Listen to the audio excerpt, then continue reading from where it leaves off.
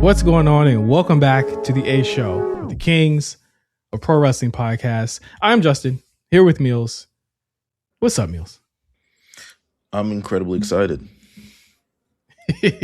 Well, it's already out, but we're at the cusp of a new season of debauchery. Oh, I wasn't excited for that. Knicks are in the fucking finals. I don't care about that. I understand you don't care about it, but over here it means a lot. Like, legitimately watching this team for a number of years. I've had to watch everybody else's team, some multiple times, Mark's team multiple times, at Lakers, everybody. Y'all got the win in 2020, even though y'all didn't have no parade. Which sucks. Y'all need a parade. But I'm just heavily excited, and I'm very proud of my guys. So I'm very excited. Wednesday, I'm clearing off my schedule. Don't fucking talk to me, people at work or people. No, y'all could talk to me. But I'm just very, very excited as a Knicks fan. New York City, stand up.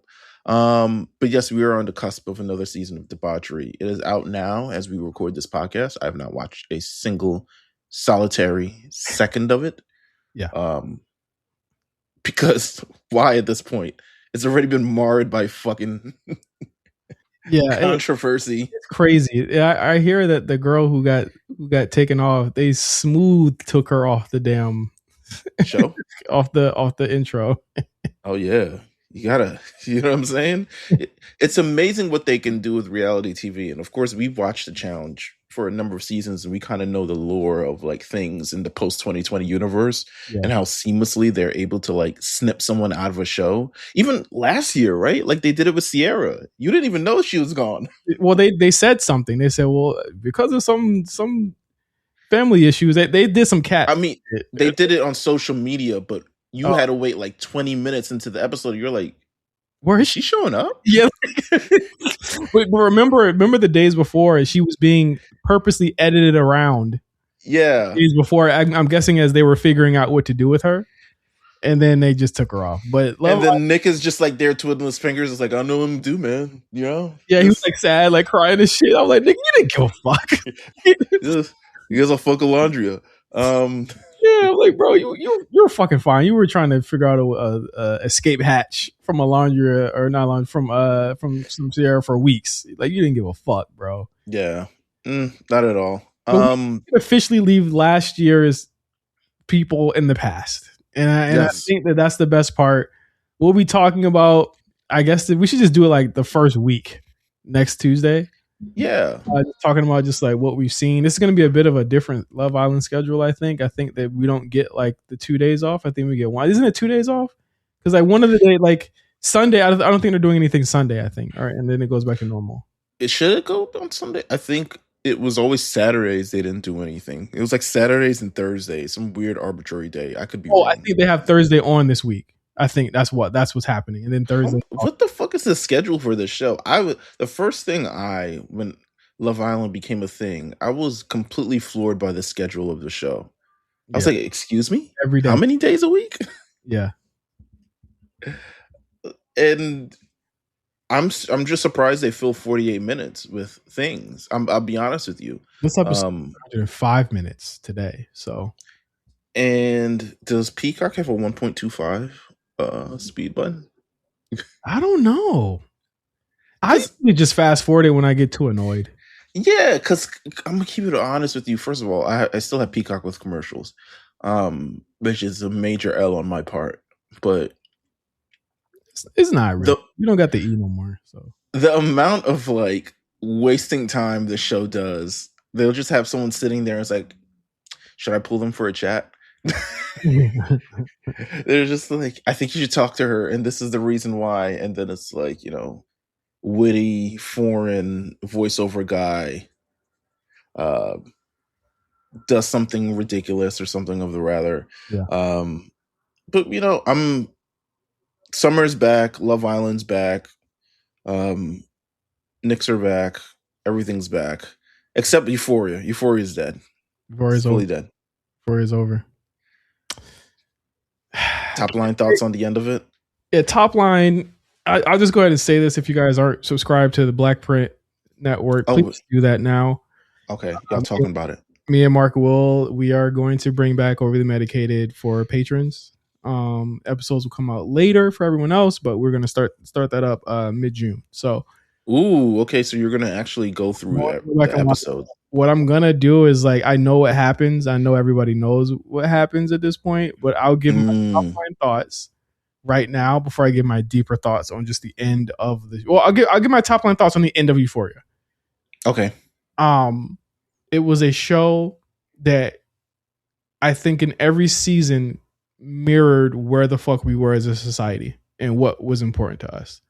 2019 Euphoria season 1 was really kind of the peak of just, you know, we're like a year away from you know, some of the craziest shit that's ever happened in our lives, and this show kicked everything off where it was like, okay, we can't wait to see what's next, because we couldn't wait to see what was next, right?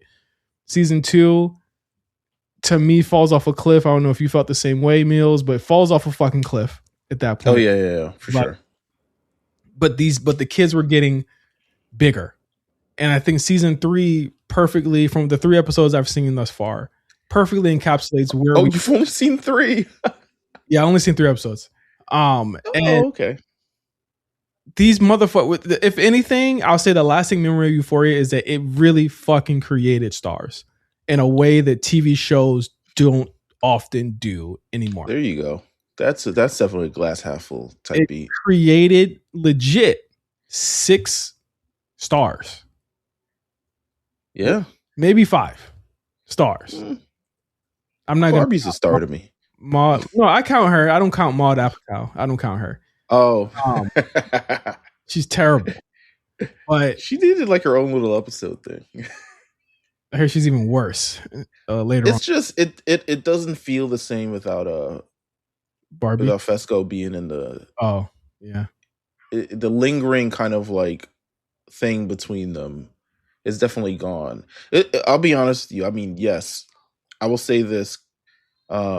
Things from season 2, things just in general and just Hollywood, kind of like marred the way it all ended up. Yeah. Especially like Hunter Schafer's involvement in the show or lack thereof. They're all too big for the show anymore. And see, she dated someone from the show, and I guess they cheated on her. And Lordy, right? Yeah. No, wasn't it Fike? One of them. She was pretty much sequestered to in season 3. Sequestered to only. I mean, only no, she's part of a major. She's part of the major thing, but even that, I don't want to get too much into it because you haven't seen it, and I'm sure you guys are going to talk about it. It's the ending of Euphoria to me. I think the final episode is actually pretty good up to the certain point, and then when we have to, I heard they do very fast. Well, I know, but they wrap everything up like, oh, well, I mean, I wouldn't say it wrapped up very fast. The final episode's like fucking 90 minutes long. I just think the part up to, spoilers if you haven't seen it, but also why are you listening to this? When Rue dies, I think everything is building up to that certain point. But to be honest with you, her plot line throughout season 3 felt so inconsequential to everything that was happening in that little flashback scene of her dying. Yeah. Like, the issues with her mother, the longing of her father, all those problems were left in season 2, like 6 years ago. Oh, yeah. They had pretty much like not wrapped that up or put a bow on that stuff, but it was like, we know, like she was by the end of season. They left it in the past. They didn't invite the mother. I mean, the mother had to mother was pissed she wasn't coming back for season 3. The actress. She was like, "Come on, man! I got bills. I got all this other shit." Like, The her sister went to college. I mean, real life. Now, Saweetie tunes now. Yeah. What the fuck was that? Did you see that? I did see that. Yes, I saw it on mute. Unfortunately. Oh God, please take it off mute just for 5 seconds so you can hear what that sounds like. Okay, but everything that was longing with her outside of Jules was kind of like left in the past. Even to extent a drug addiction, even to extent her relationship with Ali until the end of the show. Um, it really didn't like circle back to Ali literally until like maybe the final Two episode episodes. or two episodes. Final 2 episodes. Um, so all that was in the past in lieu of this like drug action western adventure that she was on. I'll say season 3 is better than season 2, but also it's incredibly jarring to see this is where it kind of ended up. Good So Reddit. those are my thoughts on Good Reddit. Love Island. Euphoria. Same thing. Yeah. Same thing. But let's get into some wrestling talk. Oh, we got a lot. We got a lot to talk about this week. We got Down. a whole pay-per-view to talk about. We got to start with AAA's Noche de los Grandes, night 1. They came on Saturday after what was on before it? There was wrestling on Saturday? No? There was there wrestling on Saturday? I felt like there was, right? Oh yeah. Well, no, it was Clash in Paris the next day, so maybe we're thinking that. I'm probably thinking that. It was game 7 of the other thing right before it. So I was actually surprised it ended. The game 7 ends right when the main event of the show begins, which is like incredibly great timing considering. I got home from seeing Backrooms right as the main event started. Quick thoughts on what main event? Backrooms. It's not great. Oh, okay. Well, there you go. If you Meelz non-movie watcher, but I like knowing. You know what I'm saying? You keep me young in this aspect. wait for streaming. If you got to read Backrooms, and I even feel like you'll go in the chat and be like, Backrooms was some bullshit or some shit like that. Yeah, that's how I feel like Scary Movie 6 is gonna be. I'm like, I should probably wait for it to end up on streaming. I'll give it like I can't call it. I'm gonna go see it on Sunday, but I really can't call it. Like I don't know what that's gonna be. 2000. We're so far removed from like Wayne's Brothers era comedy that I'm scared to see what their comedy is in 2026. Well, they keep like advertising. It's not woke. We don't give a fuck what you think. Yeah, but I'm like, okay, you don't gotta tell us that. Like, you're woke. We're gonna break up. What they say? There are no trigger warnings here. Like, yeah. Like, okay. All right. Yeah. All right. Great. Thanks, guys. Like, do you need to know that? No. Yeah. But Noche de la Grandes. Yeah. So I'm not gonna say it's a one match show because there are definitely other matches on the show. I heard the fucking Octagon match was pretty gnarly. He got hurt. He's gonna be out. I watched I was watching it, but then I'm like, yeah, again, like I was also watching a conference final, so I wasn't paying too. But I knew I was locked in. I knew I was going to be locked in for the main event. On this card, of course, it kicks off with Rey Fenix defeating Laredo Kid to win the World Cruiserweight Championship. So Rey Fenix is being used somewhere. Give him something. Give him something. He's given something to do. We have El Hijo del Vikingo defeats El Hijo del Wagner Jr., Dr. Wagner Jr., for the AAA Latin American Championship. I think that's their Intercontinental Championship. I believe so. So Vikingo back on top again, kind of, even though he's banned from challenging for the world title as long as Dominic has it, which begs the question, where the fuck is Dominic? Like, is he good? Like, is he okay? I was like, was Vikingo banned or was Dominic banned? Like, is there? Well, they've been. I'm wondering when they're going to start pushing the. I think at this point you just got to give it to Grande, right? Like, yeah, at this point, I mean, we're going to work towards that with the main event of the. And that'll be Triple Mania. Yeah, Triple Mania. So Dom should be popping out pretty soon on the show. Yeah, he's going to be in King of the Ring, I think. So, whatever that means. The War Raiders, if you were looking for them, if you had the APB out on them, They're being used. They're being used in Mexico. It might be. I'll be honest with you. Might be better off for them. Undertaker really seems to be. Undertaker's like, yo, y'all look like some niggas I used to know. Pull up. You like a nigga named Crush, and you look like a nigga named. I used to hang out with guys who look just like you. Come on down. So they defeat Pagano and Psycho Clown for the AAA World Tag Team Championships, and I think Pagano and Psycho Clown break up. Or it seems like they broke up. I wasn't really paying attention. I'm not gonna hold you. But the main event, let's talk about it. The entrances alone were just insane. The aura that this white man has in this has to be seen to be fucking believed. I'll tell you what. They kicked it off on social media with like Gable's entering the building and he's being mobbed by fans, but not in the cool way. You know what I'm saying? They're like, get out of here. Da-da-da-da. And he's being mobbed by fans. I love it's standard. It's to me, it's much different presentation than like walks out the Uber Black XL and and walks into the building. Whereas on the other hand, Kaiser Americano is being greeted and loved and all this other stuff like that. And they're building towards this main event. And like you said, the entrances, you would think this was WrestleMania, to be honest with you.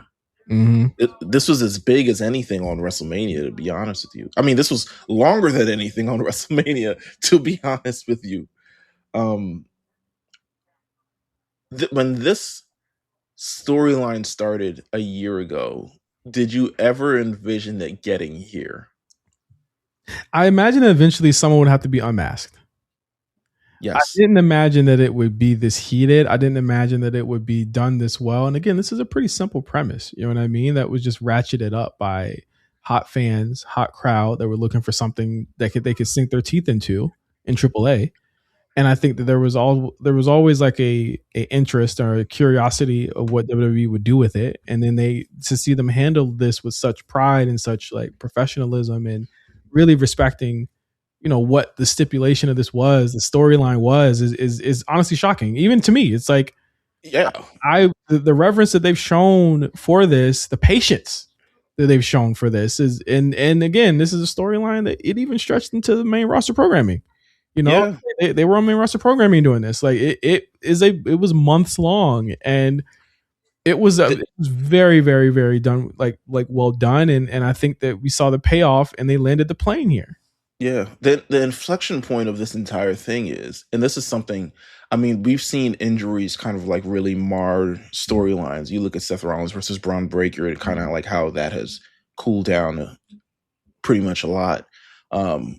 The injury to Gable during this El Grande Americano run kind of opened up the door for Kaiser in a way that we never expected, and I probably is the reason why we get to this point. Kaiser, who I wouldn't say he was floundering because he was still wasn't doing shit. Well, I don't think he was doing anything. He was feuding with Sheamus and Sheamus. Yeah. This was before, like I would say, like if he was still like unmasked right now, he would definitely be floundering. Yeah. Especially on Raw. But like or they would have put him back with Gunther or some shit like that. Yeah, like he was still in a position where during that time in the mid card on Raw, at the very least, he had a lot of stuff to do. Mm-hmm. But for him to take just such a massive left, he kind of saved himself from where the main roster shows are now. You know what I mean? Like he's kind of got saved in a good way. And I think that again, it's really a testament to doing what you got to do to keep your job. Like, right. But also kind of like you said, doing what you need to do to keep your job, but also knowing the role that you're going to play and really buying into the role that you're going to play. Yeah. You know what I'm saying? I don't think he at any point half-heartedly did this. Yeah. Like the mannerisms, the theatrics, the speaking Spanish. This nigga singing, this nigga chopping it up with Penta. I'm like, you know you're not Spanish. No, he is. I was equating this to and this is one of the great things about this main event, right? Shout out to AD who co-hosts the Lookout with us, AD, Jamal, myself. We're coming back this summer. Mm-hmm.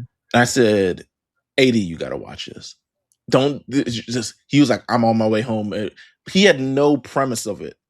I pretty much explained it in like 2 sentences what's going on. Yeah. Which is one of the best things about this. He's, this person.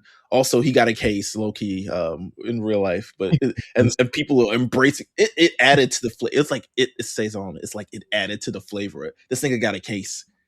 He had to get a judge clearance to show back up to Mexico for this main event to pull it off, and the people embraced him as he did it. They loved him. This is real. This isn't fake. So it was just added that little piece to it. But he understood from the moment. He didn't need any, especially that video package that kind of really kicked it off. You didn't need much explanation in terms of like getting what's happening here, and this is wrestling at its most basic. But it's also at its peak. Yeah, and it's beautiful. And the match was unlike any WWE match. And again, I think a lot of people worried that it would AAA style kind of like fall through for during this whole thing. And you had blood, you had everything. You know what I'm saying? Like you had everything going for you here, and just fucking amazing, dude. Like the fucking Pimpy fucking shows up, massive pop. I was like, oh, he got love from the gay homie. That's what's up. He just shows up to the massive pop.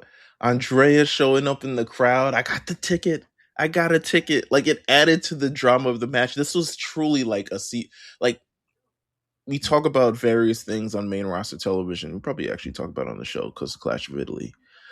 Very rare things seem to get, and we talked about I think we also talked about this when Cody eventually finishes the story.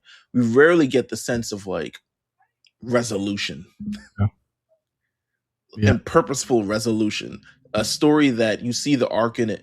There's so many times it's like the story's not over yet. And it's just like we pivot, we tangent, we go somewhere else. Yeah. Suddenly Seth Rollins is cashing in on CM Punk. Suddenly, Johnny Gargano's buddies get fired. You know what I'm saying? Just, he's stuck in, the Comaverse. But very rarely do we get this like resolution in this way. And it's a 5-star match. Like, it's no, absolutely. It's one of the best matches. It's that and Punk and Roman are like the in the running for the top 2 E matches of the year. Without a doubt. And kudos to everybody. I mean, I got worried one time in this match. I felt as though Kaiser had ripped Gable mask a little too much. Too much mask? I was getting worried, bro. That's because Gable got a large head. Yeah, I was like, bro, you ripped it a little too much. It was like, I didn't whoop a little bit. It was crazy ripped, but ultimately it all came together. Really, really good ending. Really, really good kickouts. Yeah. I was of the mind that I thought Kaiser would lose, but sometimes, you know what, man, keep it simple. And be wrong. Keep it fucking simple. How did you feel about the post match? This is something that's also incredibly rare in WWE wrestling. Yeah, things having a okay, nigga, you gotta take the L. You know what I'm saying? Yeah. Having to take that L. Probably Gable's best promo, right? Yeah, reintroduces Chad Gable to the world in a sense as well. Yeah, I felt that too. I felt like he could go forward and kind of like do whatever now. Yeah, you know what I'm saying? Like I felt like, again, it just felt real. It felt like this mattered. And a lot of times, like, and I think you were intimating of this, like, a lot of main roster stuff doesn't feel like it matters sometimes. And we're gonna get on here. We're gonna talk about a lot of stuff this week, and we're gonna talk about a lot of things that really kind of like annoy us. And you know what I mean? Like, we're gonna talk about a lot of that stuff. But I think that like this is something that I can get behind, and that I hope that they have this standard of quality for everything going forward. You know what I mean? Like I know that they can get to this. Yes, I know that they can get to this. They just have to just fucking, I don't know, lock the fuck in. Can I also say, as much as beautiful this is, the post-match discourse regarding Chad Gable to me is surrounding this match. I don't like the fact that people like to give people. I love people giving people flowers, but don't tell people what they need or what they want when it's very clear that they seem to be happy and content with what they're doing. Absolutely. Like, I'm pretty sure Gable, this has probably been some of the best shit he's ever done. He's going to go in the AAA Hall of Fame one day and the WWE Hall of Fame for this. Yeah. You know what I mean? Like that, like not everything, again, it's the same thing we talked about before. It's world title or bust. World title or it don't matter. You know what I'm saying? Like it's not always like that. I think that we can have things within, we like certain characters can be just what they are. Not everyone needs to have a world title. Yeah, but I also feel like the idea of you giving flowers to this man saying he's one of the best wrestlers in the world, but also feel like he's incredibly poorly utilized. When, to be honest with you, he's been a big part of AAA's inclusion. I mean, from the legit first Worlds Collide main event with Vikingo, he's been involved in this promotion and heavily building it up. He's been a featured, when he's on WWE TV, he's a feature, he's a fixture on television every week, whether he's wearing a mask or not. Like, to me, he has a role on the roster, whether it's defined as like, he would be world champion everywhere. I don't think he would be, to be honest with you. Yeah. You know, he'd definitely be having matches, which I guess that's okay for some people. I think he has the heart. I think he's fully qualified in certain ways, but also I feel like the world champions aren't necessarily. If every world champion was decided by how good you are, we'd have Cesaro 18-time, world champion. Before we get off of this, sure. I probably shouldn't even be saying this, but okay. I just saw something come across my Twitter feed. Torre questions Drake's rank amongst hip hop greats. What are we doing here? What are we doing here? And I guess this connects to like wrestling conversation. I think the first takeification of everything has legitimately ruined all discourse and all sense of like reality at times, Meelz. You mean to tell me there's somebody who can have the most number one songs as a male, the most number one albums as a hip hop artist, the first hip hop album to go consecutive weeks at number one, consecutive weeks number one on singles. No, trust me, nobody in the buildings that these people are talking about, nobody in the actual buildings are looking at him like he's not a great. Yeah. No one that actually matters and knows how fucking hard this shit is ever says anything like that. He's going to have one of the longest sustained runs at the top, probably in hip hop history. He's already there. Yeah, I think when you think of like 2009 to now, it's almost 20 years. But I'm legitimately almost 20 years in a row. If he's not a great, who is a great? Who the fuck is a great? Cool Mo D? Hello, Cool J? They're looking at him like, fuck. Easy. If he's not a great, who is a great? Yeah, I don't buy that. I don't buy that at all. Even, feelings aside, I mean, I don't feel any way about Drake. I like Drake. But just feelings aside, just looking at non-biased, how can you say that he hasn't? He isn't. He stood next to, he's been part of even at some points part of ushering in a lot of new artists, even the nigga that everybody loves and that made him hate him. He was a part of his career. And also like on his album, he's been a part of the biggest moments in hip hop history he's been around every generation. Yeah. Jay's generation. The only one he wasn't a part of was like Diddy, Big, and Pac's generation. Yeah. He's been a part of every generational. He's been a part of Kanye's, and he's still at a high clip. It's the same way people try and discredit Cody, who we'll talk about in a second. Like, you can't discredit these motherfuckers. Like, what are you saying? These niggas ain't great. I'll tell you somebody who is a great, who not acting like one right now. We'll get to him. I'm sorry, that was a derail. Finn Balor. No, Finn Balor. Yes, Finn Balor seems to be officially moved to SmackDown. Did they trade him for Jacob? Was that the idea?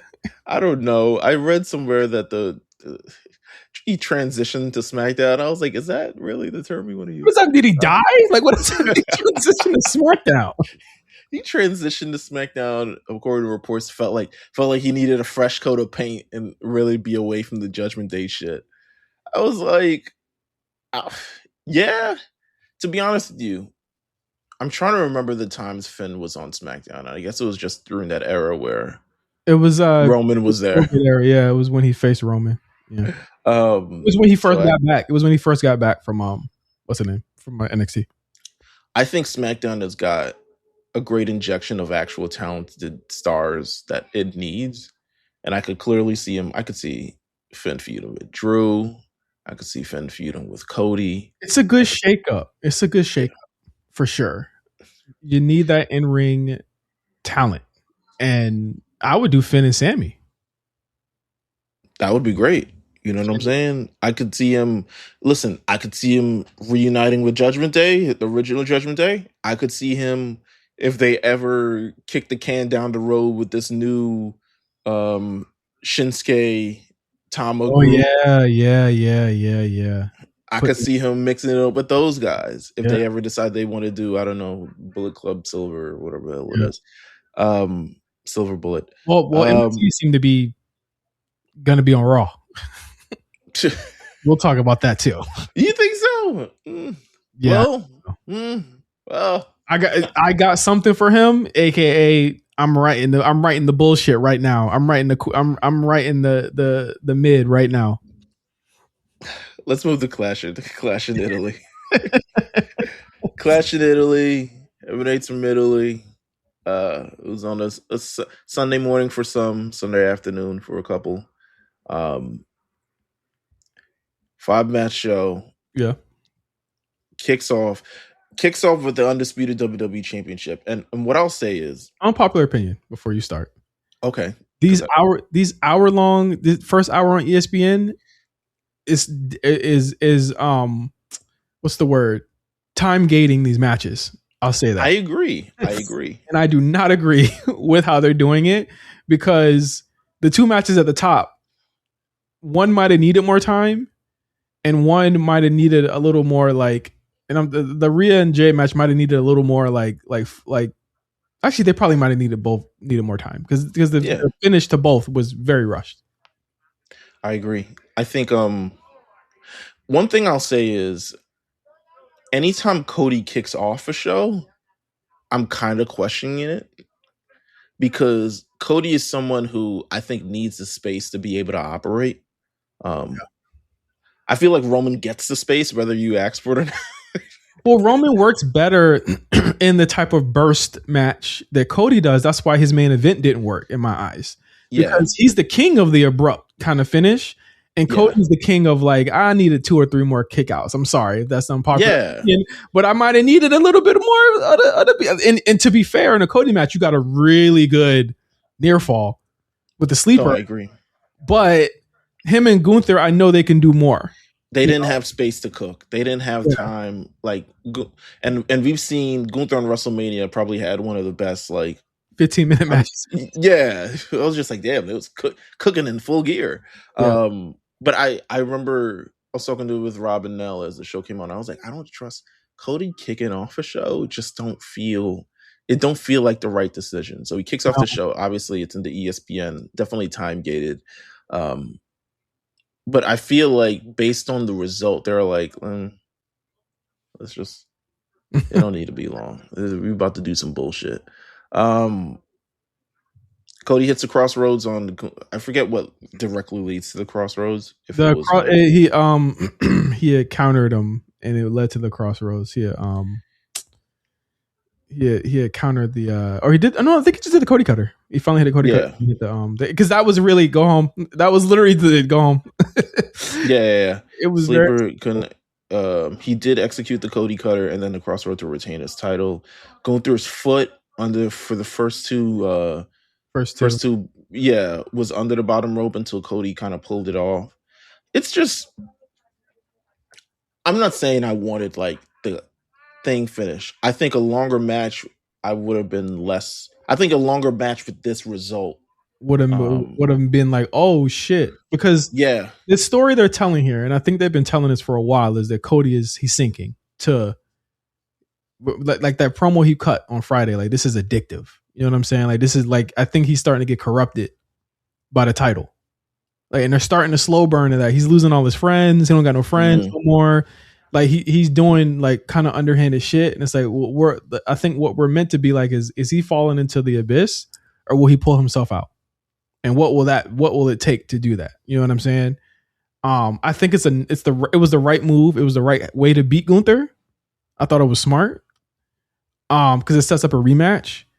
But like I felt like they had so much more to cook. I felt this was like a 3.5. Like, it was getting there. But Cody got the fourth gear and it didn't get there. Yeah, it really didn't. At some point, it just ended up being over. I felt like, to me, if there was any, I kind of, if we're gonna do a match that's short, I'm trying to think. It wasn't even short. It was like 20 some minutes. It wasn't short. Cody match? Yeah, it wasn't short, right? Cody match was 11 minutes. Oh, well, oh yeah, it was. It was. Yeah, Cody. It just didn't. The result ended up not sitting well with me because of how not quick the match went, because a lot of stuff happened in the match. I don't want to take away from what actually happened in the match, because things actually happened. But I think the result, especially kicking off a pay-per-view like that, I would have kicked it off for the Rhea and Jade if we were going to do that. Yeah, like, don't put them in the position where, like, I get having to get eyes on the product, but like, wouldn't Roman have been the better choice here?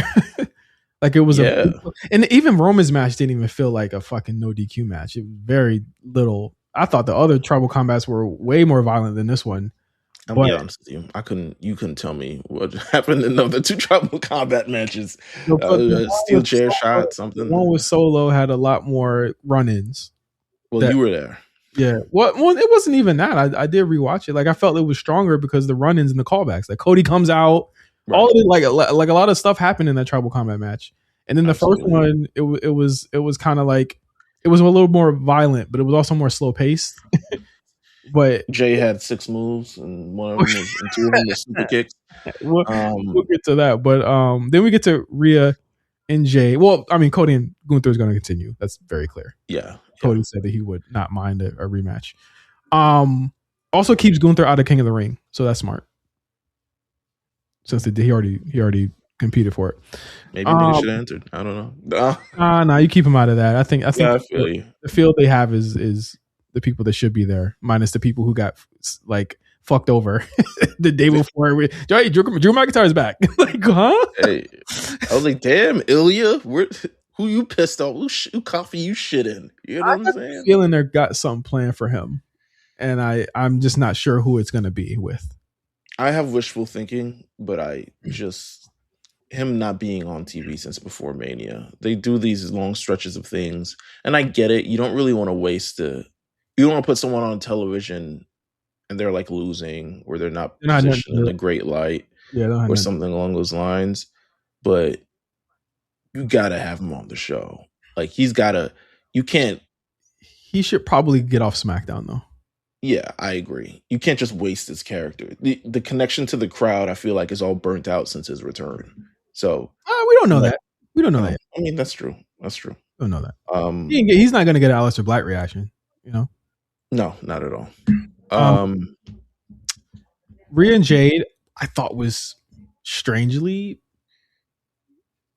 more fun than their Mania match. I thought it was actually pretty good. Oh no, this was great. I love this match. Our conversation about this feud pre-Mania was very down. We were very critical of how Rhea was acting and Jay was acting. I think they must have figured it out. They pulled up their big girl pants and they managed to get two heaters out of it. And I'll never say Jade is, or never would I want her to be, like this God level talent. You know what I'm saying? But where she is right now, she's so much better than she was in AEW. So much better. Also, I think, I like that, again, we have to do stuff to protect people, but then also it's like she took the like the loss. You know Yeah. what I'm saying? Yeah. 2 times in a row. It kind of shows that, one, she's able to really kind of like do that, and 2, it gives her character some extra vengeance. Like she's got an axe to grind now, especially with who cost her this match. Yeah, you got the really good spot with the foot on the, which B-Fab almost blew that. I was getting scared because the ref is supposed to count to 3. So I think her leg was too fucking far. Like Jade should have just. You could see Jade could have scooted. You could see Jade like pulling her leg as far as she could to find the rope. It was like, girl, doing the splits. Okay, unintentional DQ, because why the fuck is you grabbing her arm like that? Like it's like she like literally slapped her leg, but and then Charlotte comes out, gives a splash. Charlotte was kind of drippy with the Truies on. Hey man, come on, Honey Daniels. Listen, people really want Charlotte as the top baby face. They really want it. They want it. I think that's a testament to where Jade has landed with this heel shit. Yeah, they want it. And where Charlotte is done with her character reinvention. I mean, because essentially they've killed off. I don't know if they've officially killed off Alexa Bliss. Nah, she just went. Her ass ain't going. Oh no, she'll be there next week. She'll be in Paris next week. So. Oh yeah, Death by Faceplant. But Charlotte comes in to, I guess, avenge Alexa. What happened to Alexi, and she cost Jade the match. Jade gets her get back at the end of the show. I was like, ooh, this is dangerous. What their ass. It could happen at any time for niggas. So yeah, she got her ass whooped. And they're also in a fatal 4-way match that's in the opening of the Queen of the. Oh, thank you. There you go. There you go. That's in the opening of the tournament. So it'll be interesting. I don't expect any of them to win. And probably eliminate one another. But it's interesting. If we're really building to Charlotte versus Jade, I could see even. Listen, I'm still. Yeah, I'm half in my brain like triple threaded. Just for the title. Yeah, fuck Alexa. No one cares. Alexa should definitely be doing some hitting the gym with some of the newer chicks out. Like Julie and her have great chemistry. A lot of people in there need those reps. Lash should be a shoe-in for that title pretty soon too. So did you see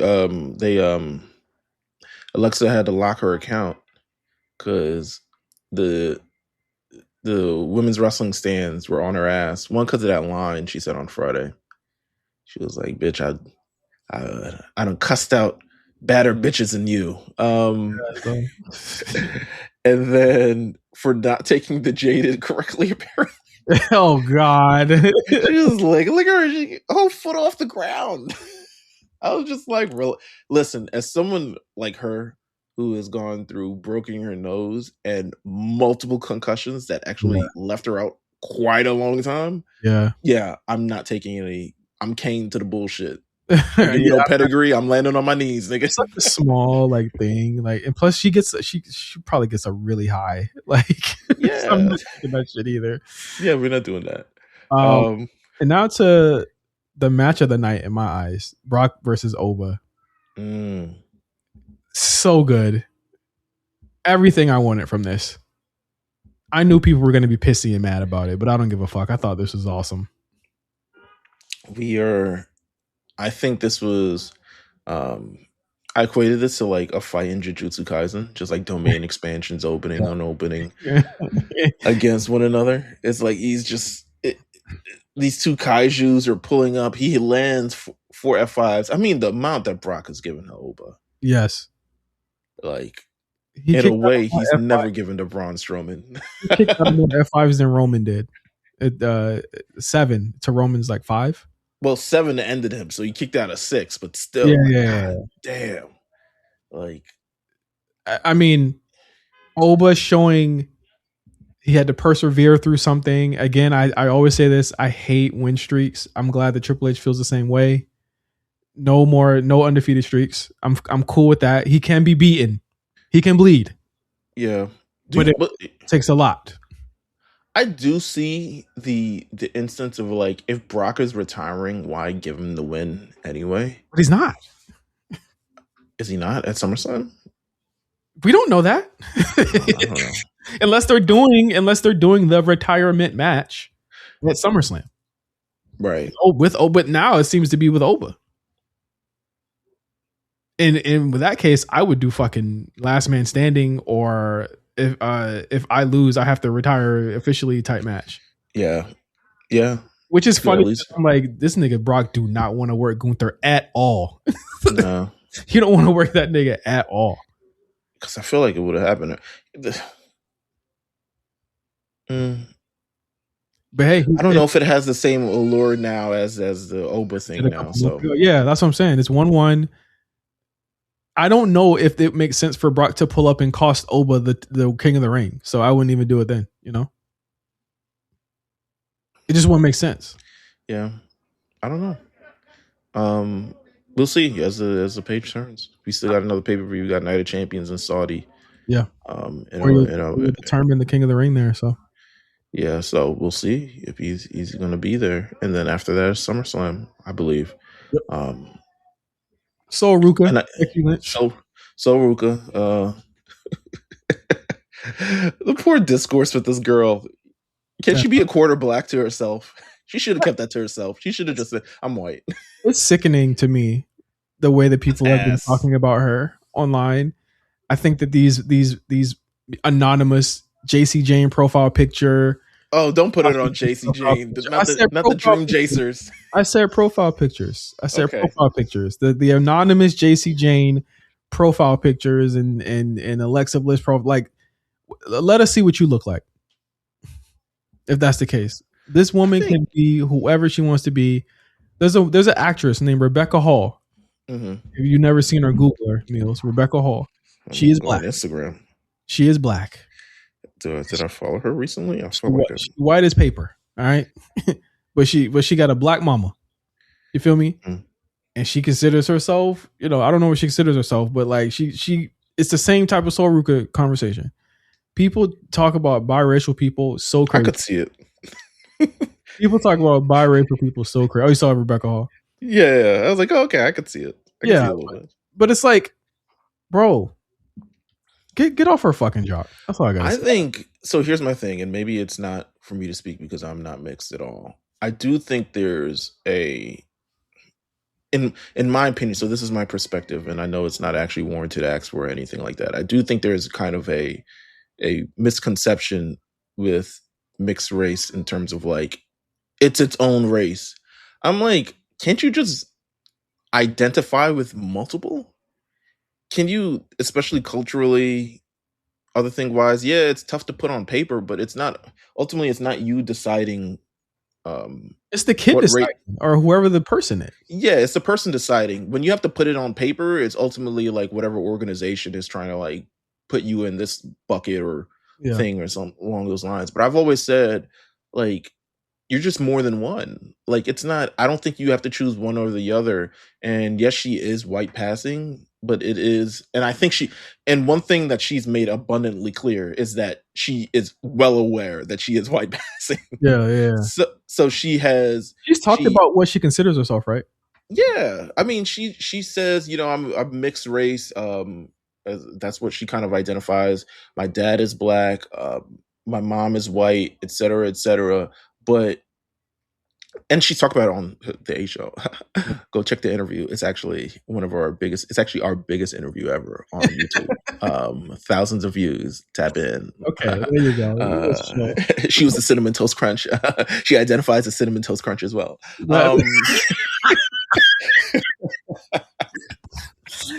Maybe that's what she should put on the. Maybe that's what she should put on the paper. Is that she's a cinnamon toast crunch.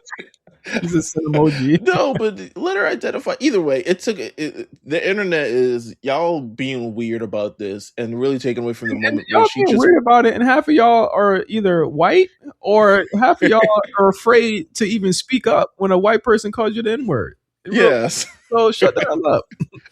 So Ruka defeats Becky Lynch for the Women's Intercontinental Championship, and so Ruka's new Intercontinental Champion. I mean, really, I think they've done a lot to it's been clear since days beyond her debut that they see something in Sol Ruka. Yeah. And half of this, I was like, is fucking what's the old girl name from NXT? I almost thought she was going to jump out and attack her. Oh, Zarya. Yeah, I was like, ooh,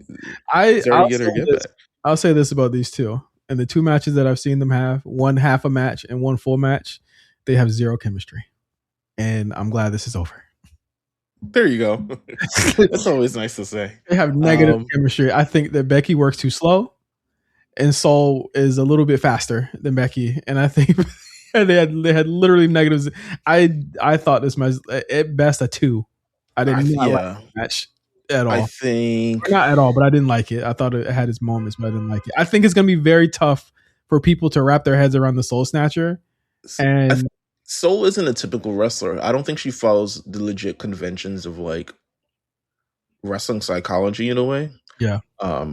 She just knows like, all right, I'm heating up again, and it's time for Soul Snatcher. But she gonna hit you with the top rope flipping clothesline. She gonna wow and dazzle you. I think it's what her look that ultimately makes her connect, but I'm interested to see what they're going to do. I think with Sol Ruka, she's definitely going to be featured on the shows over the week and be defending her title. She's already got contenders in line. It's just how we get this across. It's the same thing we were discussing with the U.S. title for the women's. We discussed in our Discord today, like how with Julia, and say like, how do we get? Well, you gotta put it in the hands of somebody that gives a fuck about it. So it's like if Rhea has this, it's immediately one of the top titles. Right. Like I just don't think Chelsea Green is the one to have that and make that feel important. You know what I'm saying? Like I don't think Tiffany Stratton is making it feel important right now because she's not even like at the top of her game. But they're trying something with her right now. So yeah, we'll see. I'll be interested to see who they put around her. I think Lara's a good shout. From Monday. Lara's a good shout. Lara's a good shout. Yeah, I would say that. So we'll see. Main event time. Oof. At what point are people going to start being like not obtuse about the reasons why we don't like this? It's not about just fatigue. It's much more. It's not about Cody. It's not about. I feel like Cody. People think it's not about Cody, even though like far and away, I think he's having a better reign. But like, it's not about any of that. I think that like. It's about the fact that Roman's matches just aren't that good anymore. Yeah. And people just have to like realize he just don't. I don't know if he don't got it no more. I don't know if he's just the way that they're planning these matches, but there was just some level of like, I don't want to say cinema, but there was some level of like showmanship that went along with them. And now I just feel like they're just not great. I don't think him and Jacob, for a match that people were like, oh, when they stared at each other 2 years ago, they had negative chemistry. They had no chemistry. I thought the last match was way better. I do too. I didn't like that match. I liked that last match, but I think it was from the perspective of Roman wasn't as deep entrenched back into his character as he, believe it or not, like 3 weeks ago. Yeah, as he is now. I want to know what you feel about him just going right back to being like his heel character. I hate it. Yeah, it's terrible. I hate it because one, it's so not only that, he's dragged the Usos. The entire thing is back. The entire reason of the first one was to get these two out of his shadow and they could be bigger stars. And they're back to what the fuck they're doing. And I hate the smugness of everyone saying, well, Roman makes money. And do you hear that crowd? I'm like, yeah, they'll cheer anything he does. That's why it would have been cooler for them to do something different. Right. Because look who was in the orbit. Look who was in the orbit of this main event. The Usos, the MFTs. All these people, all these specters of like the last 3 years of the Bloodline returning back to this spot.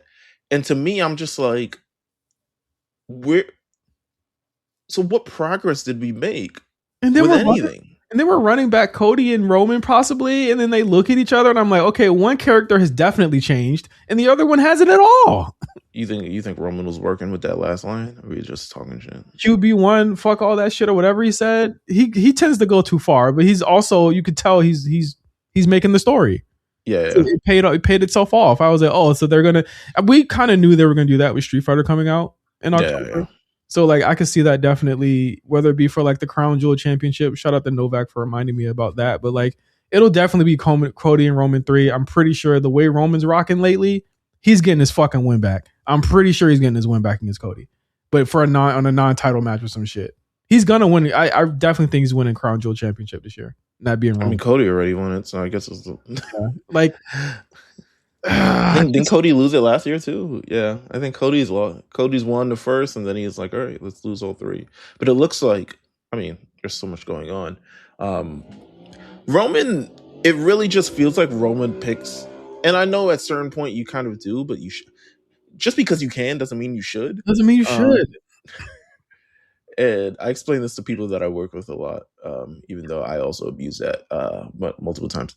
But it just feels like when I remember the first thing I said when Jacob came out, I was like, oh, it's about to be a Samoan summer.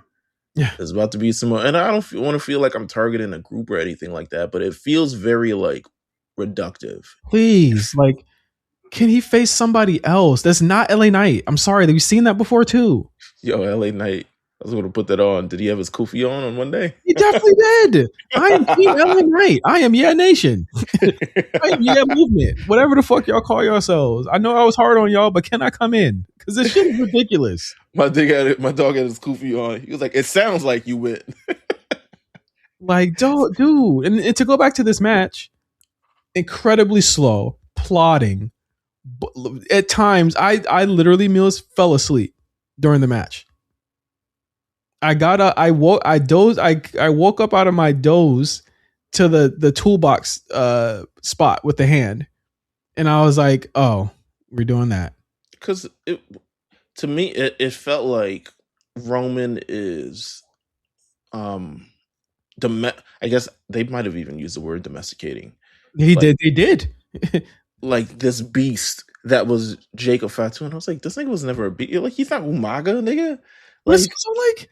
It's like, why does he need that? Why does he need, like, why does he need to be beaten down like this? We've already seen him get beat the fuck up by Drew for months. He was so much hotter on SmackDown, dude. Bro, at the end of this match, I was like, wait, does he still have to be a slave? Yes. And then there's niggas is like, yes. Getting talked down to by Jay.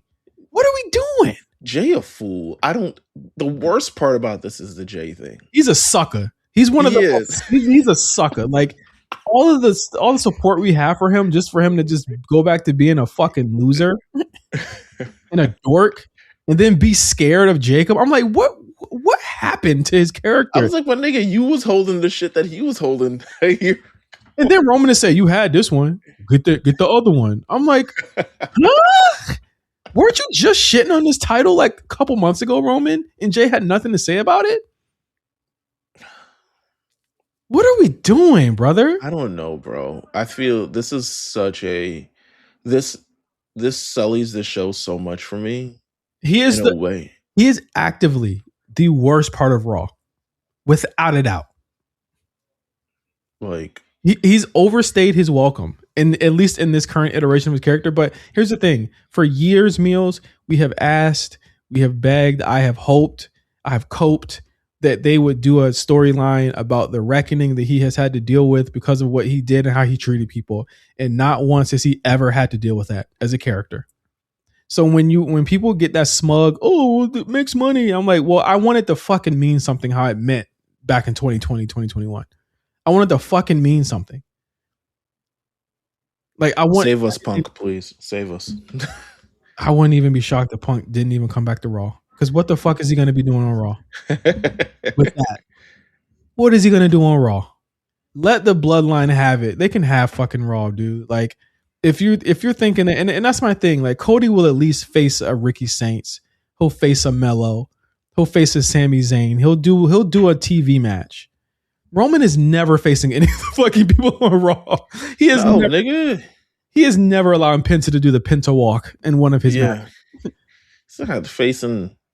How long? Them on Judgment Day on the same brand is kind of like, wow. Okay. How long do you think it takes before Roman starts cheating to win? Because the big thing that is more disrespectful about this is the big story is I can do it on my own now. So now it's just looking like he's just whooping niggas' asses just for off nothing at this point. How long do you think before he starts cheating the matches again? I mean, he already kind of did kicked out with the low blow and all types of other ridiculous it was no DQ though, but yeah, you're right. It's a strange fellow. I'm not I don't like it. Roman is probably right now my least favorite thing about main roster television. I think a lot of what we talked about last week in terms of like them not making moves and changing up things, a lot of it kind of has to do with him, to be honest. I want to give Triple H a doubt and him believe this is also terrible in a way, and just his hands are tied. Absolutely, because we do know, and if people can stop acting like it's all him, and y'all need to stop acting like that. Roman, absolutely, if he doesn't want to do something, he's not doing it. It's the same way we got here with Drew McIntyre a year ago. Yeah. We were like, wait, shouldn't this happen? And it didn't happen. Yeah, it's I want to say his hands are tied, but also with the creative is just so bad. It's like he don't know it. It's almost like Roman don't know. It's like he's like, no, just wait. It's gonna get lit in a week. First third inning, remember? We gonna make Jacob a star. I'm like, my nigga, he was gonna be a star. Exactly. He was already a star. Bread. He would probably been facing Cody. Him and Cody having their ones earlier this year was some of the most overest that he was. Yeah. With that promo they had on SmackDown, where it was both the sit down promo they had, when he talked about him going to jail and they was going back and forth. That shit was hard. This shit. What if there's a universe where Jacob isn't pulled for Raw and he stays on SmackDown and faces Cody, and Roman was really supposed to face Gunther, and they did the switcheroo, and they was like, "Nah, I'm not doing that. I'll take Jacob." How come nobody wants to work Gunther? You think? Gunther about his biz. Gunther asks why. It doesn't make any sense to me. Why would we do that? But here we are, Roman with his tribe. Because remember, the whole thing was Cody was a chief without his tribe. I think that's the funny thing that he was laughing at. He's just like, I got him back. Right. They all came back. They're all cucks. Also, I think Gunther's in this sidebar. Gunther's in this thing of like retiring niggas. And maybe Roman just doesn't want to be even in the conversation of like, is this nigga gonna beat my ass into retirement? Nah. At this point, I welcome it.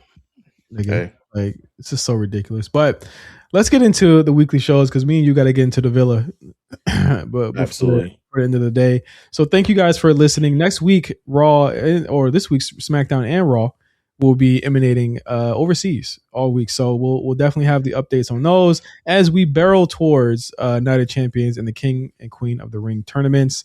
We'll have all of the reactions and the results from this week's matches, as well as what's coming up next in the show. So for Meelz, I am Justin. Thank you guys for listening to the A Show. We'll be back with you next week. Peace.